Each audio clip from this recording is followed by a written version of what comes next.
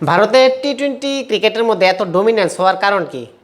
2024-এ world champion এবং 2024-এ যে শ্রীলঙ্কার এগেনস্টে সিরিজ খেললো সেখানে কিন্তু অন্যরকম ভারতকে দেখছে। সেখানে সব ইয়াংস্টার। বাংলাদেশের সঙ্গে প্রথম টি-20 সিরিজের প্রথম ম্যাচ সেম, ম্যাক্সিমাম প্লেয়ার নতুন অ্যাকসেপ্ট হার্দিক পান্ডিয়া আর হার্ষদীপ। তো সেখানে ভারতের এরকম ব্যান্ড স্ট্রেংথ থাকার পরও বাংলাদেশ কী করে তাদের ব্যান্ড স্ট্রেংথ তৈরি করতে পারতেছে না? বাংলাদেশ যে স্কোয়াডটা খেলছে গতকালকে যেটা দেখলাম সেটা হচ্ছে 2024-এর যে ওয়ার্ল্ড কাপ টি-20 ওয়ার্ল্ড কাপ খেলছে সেই স্কোয়াডটাই। অর্থাৎ সেখানে 90% প্লেয়ারই কিন্তু সেখানের ওই স্কোয়াডের প্লেয়ার, একজন বা দুজন চেঞ্জেস আছে। তো সেদিক থেকে যদি দেখি কী কারণে তারা রিজার্ভ প্লেয়ার রাখতে পারতেছে না বাংলাদেশ, তাতে কি তাদের প্লেয়ারদের উপর কনফিডেন্স কম আছে?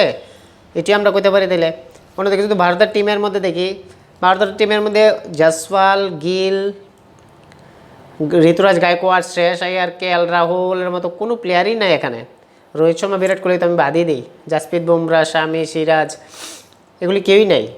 কিন্তু তারপরও ভারত গতকালকে যে পারফরমেন্স করছে বাংলাদেশের এগেনস্টে, number 1 inexperience bowling line up আমি কইতে পারব। বরুণ চক্রবর্তীর ইন্টারন্যাশনাল ক্রিকেটে তেমন একটা এক্সপিরিয়েন্স নেই, আইপিএলের আছে। 2 ডেবুটান্ট, নীতিশ কুমার রেড্ডি, মায়াঙ্ক যাদব, যার প্রথম ওভারই মেডেন এবং প্রথম উইকেট মাহমুদুল্লাহ। তো সেদিক থেকে যদি আমি দেখি তাহলে ওভারঅল কিন্তু ভারতের ব্যান্ড স্ট্রেংথ কিন্তু ওয়ার্ল্ডের যে কোনো টিমের থেকে কিন্তু সবচেয়ে বেশি স্ট্রেংথ আছে ভারতের। তারপর যদি আমি কইতে পারি সেটা হচ্ছে ইংল্যান্ড এবং থার্ড হয়েছে অস্ট্রেলিয়া। কারণ একমাত্র পৃথিবীর মধ্যে আমি যদি দেখি ওয়ার্ল্ড ক্রিকেটের মধ্যে এই 3টা দেশই আছে যাদের ব্যান্ড স্ট্রেংথ প্লেয়ার কিন্তু প্রচুর। তারা প্লেয়ার তৈরি করতে পারে একের পর এক। সিনিয়র প্লেয়ার রিটায়ার নিয়ে গেলেও কিন্তু তার কোনো সমস্যা নেই ক্রিকেট চালাতে বা ক্রিকেটের ফেম তারা নষ্ট হইতো না। কিন্তু সেদিকে যদি আমি পাকিস্তান দেখি, বাংলাদেশ দেখি বা শ্রীলঙ্কা দেখি, তাদের ব্যান্ড স্ট্রেংথ প্লেয়ার কিন্তু সেরকম একটা বেশি নাই এবং থাকলেও সেগুলো কিন্তু পারফরমেন্স করতে পারতেছে না। মেন কথা হচ্ছে পারফরমেন্স। গৌতম গম্ভীর যে টি-20 টিমটা সিলেক্ট করছে সেখানে কিন্তু অনেকেই দেখা, সেটা ভারতের টিম দেখে সেটা বাংলাদেশের অনেকেই কইছে যে ভারতের টিম বাংলাদেশ থেকে অনেক অনেক দুর্বল। ঠিক আছে দুর্বল, কিন্তু পারফরমেন্স দেখো, ক্যালিবার দেখো, পটেনশিয়াল দেখো। বাংলাদেশের সম্পূর্ণ ফুল স্ট্রেংথ টিম পারছে না ভারতের চ্যালেঞ্জ করতো।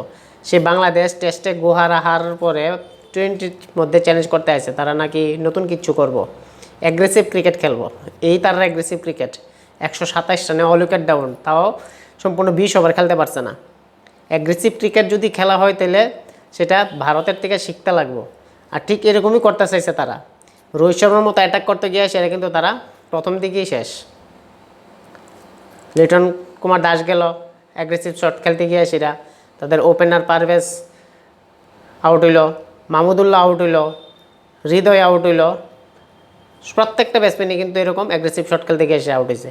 তো অ্যাগ্রেসিভ শট খেলার আগে নিজের স্কিল বা নিজের পোটেনশিয়ালটাকে জানতে লাগে, সেটা বাংলাদেশের প্লেয়ারের মধ্যে কিন্তু আমরা নাই।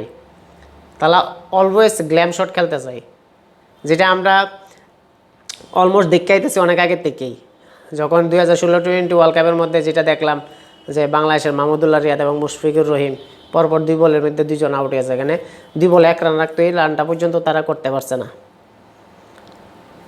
তো যদি আমরা টিম ইন্ডিয়ার ব্যাটিং দেখি, সেখানে যে ওপেনার একজন ওপেনার হিসেবে স্পেশালিস্ট যে দেখতে পাচ্ছি যেটা অভিষেক শর্মা, এবং কালকে যে স্টার্ট করলো প্রথম বলই 6, টেস্টে মারলো রোহিত শর্মা, টি-20তে মারলে অভিষেক শর্মা, মানে 2 শর্মার দাপট। তো সেখানে বাংলাদেশ কিন্তু এটা করতে পারছে না। বাংলাদেশ চেষ্টা করে বাট পারে না। তো চেষ্টা করার আগে নিজের স্কিলটারে, পোটেনশিয়ালটারে বিলিভ করতে লাগে। গতকালকে সঞ্জু স্যামসন যেভাবে ক্লাসি ইনিংস খেলছে, বাংলাদেশের কোনো ব্যাটসম্যানে আমি দেখলাম না তার আর এরকম খেলতে। এবার ভারতের বোলিং লাইন আপের যদি দেখি, ইনএক্সপিরিয়েন্স বোলিং লাইন আপ, তো সেখানে আরজিপ 3 উইকেট এক্সপিরিয়েন্স আছে অ্যাকসেপ্ট, বাদ দিয়ে সেটা যদি আমি কইতে পারি। তাছাড়া মায়াঙ্ক যাদব, বরুণ চক্রবর্তী আর নীতিশ কুমার রেড্ডি। ময়ঙ্ক যাদবে প্রথম ওভার মেডেন, দুর্দান্ত বোলিং এবং প্রথম উইকেট মাহমুদুল্লাহ রিয়াদ।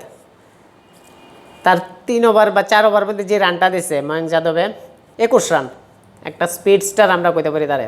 যার কারণে গতকালকে আমরা দেখলাম যে 149.9 স্পিডে সে বল করছে, সবচেয়ে ফাস্টেস্ট বল যেটা। তারপরে বরুণ চক্রবর্তী এত বছর পরে ক্রিকেটের মধ্যে কামব্যাক করছে, অর্থাৎ ইন্টারন্যাশনাল ক্রিকেটের মধ্যে। সেখানে কিন্তু তার বল বাংলাদেশের কোনো প্লেয়ারই পিক করতে পারতেছে না। আমরা যেটা দেখলাম বোল্ড হয়ে যেতেছে বা কোন অফ ব্রেক হইব না লেগ ব্রেক হইব সম্পূর্ণ থিঙ্কিংয়ের বাইরে তারার। তাছাড়া ওয়াশিংটন সুন্দর যারা গ্রুম করতেছে ইন ফিউচার, আমরা নেক্সট 26 ওয়ার্ল্ড কাপের মধ্যে মোস্ট প্রবাবলি তারা আমরা দেখতে পাবো যদি এরকমভাবে পারফরমেন্স করে। খুব ভালো বোলিং করছে কালকে। তাছাড়া হার্দিক পান্ডে অ্যাজ ইউজুয়াল তো আমরা আছি। তো সেদিক দিয়েও আবার ওর বোলিং পারফরমেন্স যদি দেখি, সে কিন্তু বাংলাদেশ যে ভারতের কাউন্টার অ্যাটাক করতেছে সেই কাউন্টার অ্যাটাকের কিন্তু ধারে কাছেও নাই। 57 রানে 5 উইকেট, টি-20-র মধ্যে 57 রানে 5 উইকেট যদি অর্ধেক টিমই আউট হয়ে যায় দিলে তারা কি চ্যালেঞ্জ করবো ভারতরে? ভারত এত সাধারণ টিম না। বাংলাদেশের টিমের বর্তমান যা পরিস্থিতি, তারা মুখে বা সোশ্যাল মিডিয়ায় এমনভাবে প্রকাশ করে নিজেদের যে তারা বিশ্বমানের একটা টিম, অনেক অনেক শক্তিশালী টিম, কিন্তু বাস্তবে তারা তাসের ঘরের মতো। তাদের মধ্যে নাই কোনো পটেনশিয়াল, নাই কোনো ক্যালিবার, নাই কোনো ক্রিকেটিং নলেজ যে একটা ক্রিকেট টিমের বা একটা ক্রিকেট টিমের প্লেয়ার থাকতে লাগে, কিছুই নাই। যার লেগে বাংলাদেশ আজ পর্যন্ত এত বছর হয়ে গেছে ক্রিকেটের মধ্যে একটা আইসিসি ট্রফি ইভেন্টের সেমিফাইনাল পর্যন্ত খেলতে পারছে না। আর ইন ফিউচার আরও 10 বছরে পারবো কি না তারও কিন্তু সন্দেহ আছে।